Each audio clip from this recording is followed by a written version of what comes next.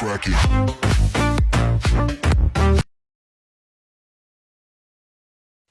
I just want it.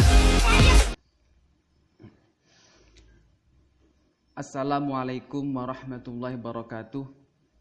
Bismillahirrahmanirrahim. Alhamdulillahirabbil alamin. Alhamdulillahilladzi faddala bani adama bil ilmi wal amali ala jami'il alam. Wassalatu ala Muhammadin sayyidil arabi wal ajam wa ala alihi wa ashabihi ya nabiil ulumi wal hikam, amma ba'du. Kaum muslimin yang dimuliakan Allah, saya atas nama penyuluh agama Islam Kantor Kementerian Agama Kabupaten Trenggalek mengucapkan selamat menunaikan ibadah puasa dan rangkaian ibadah di bulan Ramadan. Semoga dengan ibadah di bulan Ramadan ini kita senantiasa dijadikan pribadi yang lebih baik, pribadi yang lebih bertakwa kepada Allah, seperti dawuhnya Allah di dalam Al-Quran, la'allakum tattaqun. Kaum muslimin yang dirahmati Allah, pernahkah kita berpikir mengapa kita harus membaca Al-Quran? Padahal kita tahu, jarang sekali dari kita yang paham, yang tahu arti dari Al-Quran itu sendiri. Nah, yang kedua, dan tidak mudah juga ketika kita membaca Al-Quran. Artinya tidak serta-merta semua orang bisa membaca Al-Quran. Harus melewati banyak proses, misalnya dengan belajar Iqra, mulai dari Iqra 1, 2, sampai Iqra 6. Dan itu pun tidak dijamin juga pasti bisa membaca dengan lancar. Ya, paling tidak ada beberapa alasan mengapa kita harus membaca Al-Quran.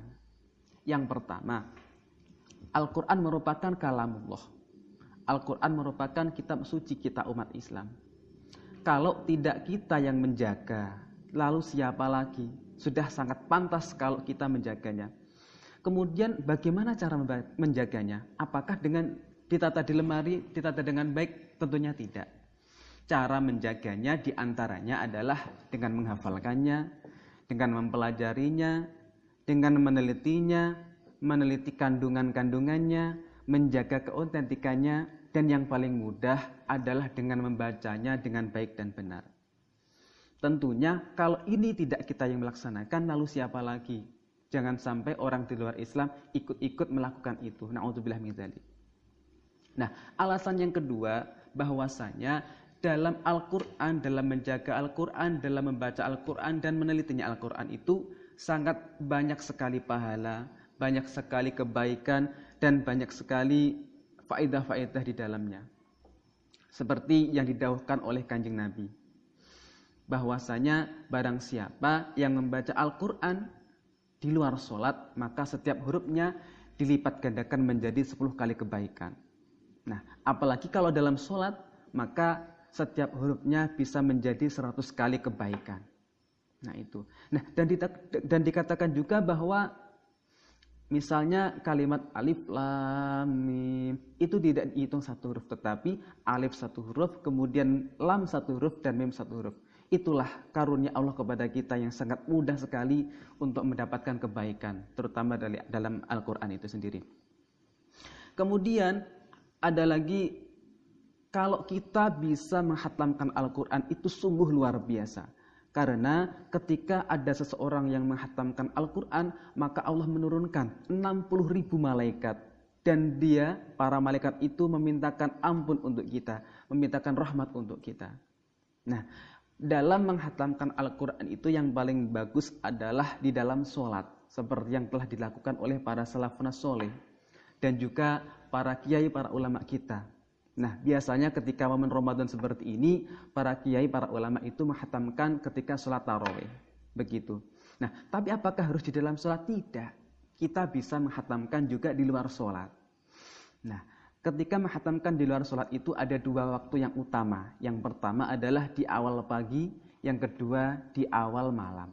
Di awal pagi itu adalah setelah sholat subuh, sedangkan di awal malam setelah sholat maghrib. Mengapa kok seperti itu? Karena ketika kita menghatamkan Al-Quran di awal pagi, maka para malaikat itu akan memintakan ampun untuk kita, memintakan rahmat untuk kita selama pagi dan sampai awal malam. Begitu juga ketika kita menghatamkan Al-Quran di awal malam, maka para malaikat itu memintakan ampun, memintakan rahmat untuk kita selama malam sampai awal pagi.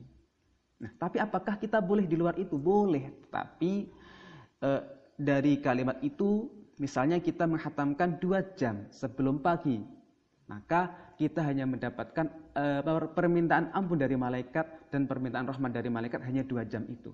Maka kita bolehlah memilih waktu yang paling utama. Nah, dalam membaca Al-Quran, yang paling penting adalah tartil. Seperti firman Allah, warattilil Qur'ana tartila. Kemudian apakah tartil itu? Banyak dari para ulama yang berpendapat yang berbeda-beda juga. Ada yang berpendapat bahwa tartil itu harus pelan, harus bagus suaranya. Ada yang mengatakan tartil tidak harus pelan, tetapi harus menetapi bacaannya, menetapi harokatnya. Ada juga yang mendefinisikan bahwa tartil itu mendatangkan bacaan dengan pelan-pelan dan juga menjelaskan setiap hurufnya, juga harokat-harokatnya. Maksudnya jangan sampai ketika membaca Al-Quran, jangan sampai ada huruf yang terlipat atau terselip di dalamnya ketika mengucapkannya. Itu tidak bagus. Kemudian dalam hal ini saya akan mengutip pendapatnya Imam Ibnu Jazari. Beliau adalah pengarang kitab Jazariyah. Bahwasanya beliau mengatakan ketika seseorang akan membaca Al-Quran, baiknya atau harusnya dia mengetahui 5 hal. Yang pertama, mengetahui tentang makhrijul huruf. Yang kedua, tentang sifat-sifat huruf. Yang ketiga, mengetahui tentang ilmu-ilmu tajwid. Dan yang keempat, mengetahui tentang tempat waqaf dan ibtida. Yang berikutnya adalah mengetahui tentang tulisan atau rasam. Begitu. Jadi ketika kita membaca Al-Quran tidak serta-merta kita harus langsung membacanya tanpa awar-awar, tidak. Tetapi ada juga batasan-batasan, ada aturan-aturan yang harus kita penuhi, yang harus kita taati.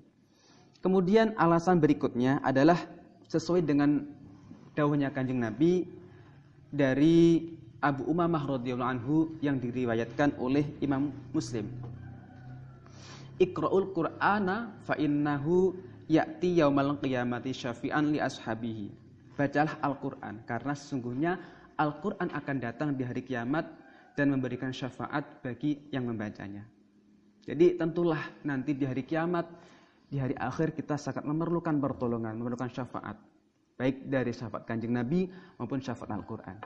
Kemudian alasan berikutnya adalah jaminan Allah terhadap ahli Qur'an. Jaminan apa? Seperti yang didawuhkan hadis dari Abu Sa'id Al-Khudri yang diriwayatkan oleh Imam At-Tirmidzi. Man saghalahu al-Qur'ana an dzikri wa mas'alati a'taituhu afdolama u'tiyasailin. Barang siapa yang disibukkan oleh Al-Quran dari mengingatku dan meminta kepadaku, maka aku akan beri dia sebaik-baik yang aku berikan kepada orang yang meminta. Demikian yang dapat saya sampaikan. Semoga kita senantiasa diberikan kekuatan dan istiqomah dalam thalabul ilmi dan ibadah, dan dilindungi dari maksiat dan juga segala mara bahaya dan musibah. Akhirul kalam wa muwaffiq ila aqwamit thoriq. Assalamualaikum warahmatullahi wabarakatuh.